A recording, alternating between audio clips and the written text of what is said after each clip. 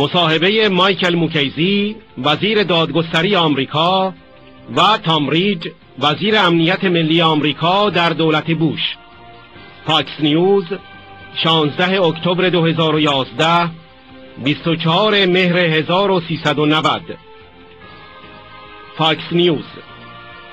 شماری از مقامات بالای امنیتی آمریکا در نامه‌ای به رئیس جمهور اوباما نوشتند مجاهدین به خطاليست گذاری شدند. وزیر تامریج و وزیر موکیزی دو تن از نویسندگان نامه در این باره توضیح می‌دهند. تامریج: لیست‌گذاری آنها با این خیال خام صورت گرفت که رژیم ایران با آمریکا مذاکره کند، ولی سازمان تروریستی اصلی رژیم ایران است. مجاهدین باید از لیست خارج شوند. ما باید نیروهای کلاه آبی سازمان ملل را برای حفاظت اشرف به آنجا بفرستیم. ما باید به قول حفاظت که دادیم عمل کنیم. اعتبار ما در اینجا زیر علامت سوال است. موکیزی: چیزی که اتفاق افتاده است این است که دولت عراق به صورت فزاینده‌ای سیاست خودش را برای رضایت رژیم ایران تنظیم می کند و در نتیجه به آنها حمله می کند.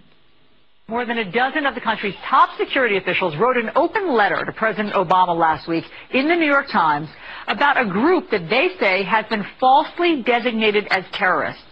Former Secretary of Homeland Security Tom Ridge and former Attorney General Michael Moukesi were two of the authors of the letter, and they join us now to explain this. Gentlemen, good morning. Good morning, Ali. This was an interesting group of leaders that came together to write this letter. There were Republicans like yourself, along with Rudy Giuliani, plus Democrats like Howard Dean, Governor Ed Rendell. Mr. Moukesi, what was so important that you all wanted to write to President Obama? Well, a couple of things, Allison. First of all, this group was designated a terrorist organization back in the 90s as a kind of strategic device to try to open a dialogue with the Iranians. And obviously that hasn't worked. It was kept on the list after that in the belief that if they were taken off, then the Iranians would get upset and would do things like support the terrorists in Iraq and send IEDs into Iraq, which of course they're doing anyway. But this group has been persecuted in Iran. They have a group of 3,400 of them who are living in an encampment in Iraq and are now in danger of being really obliterated by the Iraqi army. And in fact, we've seen some evidence that that may already be happening. Secretary Ridge, I just want to define for our viewers what this is. This is a group called NEK, and as we understand it, they're people who are committed to a secular, democratic, and non-nuclear Iran. They sound important to Iran's future. They certainly are.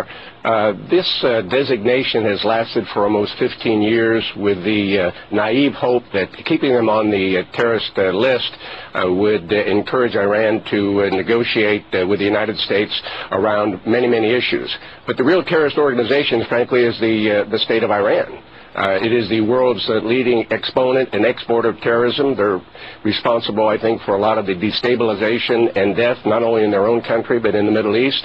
And frankly, these 3,400 men and women at Camp Ashraf have been vetted by the FBI and Justice back in 2003 and 2004.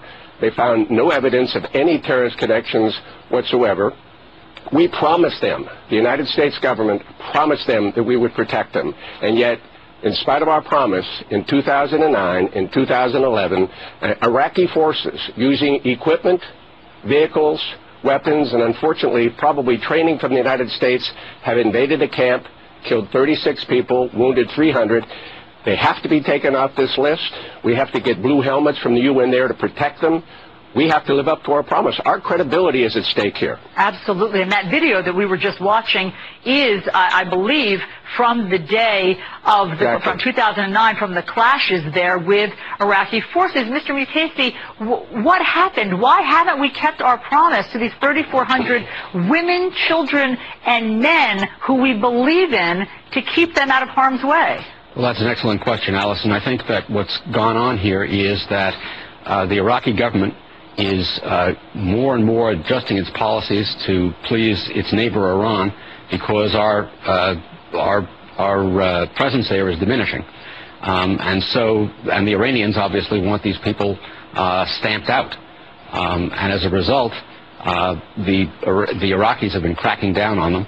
Secretary Ridge, have you gotten a response to your open letter to President Obama yet? We have not gotten a response, and frankly, what we hear from the State Department on a regular basis is that it continues to be under advisement. But I think we need to understand that the European Union looked at the available evidence. The UK assembled a group of jurists and said the designation of this group as a terrorist organization is perverse. Our D.C. Court of Appeals in the United States here said about 18 months ago, we see no evidence of any kind that these individuals should be listed as a terrorist organization. And frankly, it has been a license to kill these people, because the designation is the rationale that the Iraqi government uses to go in on the two assaults in 2009 and 2011. They've already blocked the main road in and are denying some of the UN officials access. We need to delist them. We need to get monitors there, and we need to live up to our promise. We promised personally 3,400 people that the United States would protect them. It is naive and morally bankrupt for us to think we can continue to negotiate with 3,400 lives at stake. Tom Ridge, Michael Moukesi, gentlemen, thank you so much for coming in and bringing this to all of our attention. We hope you get a response to this soon. Thank you. Thanks, Allie. Thank you very much.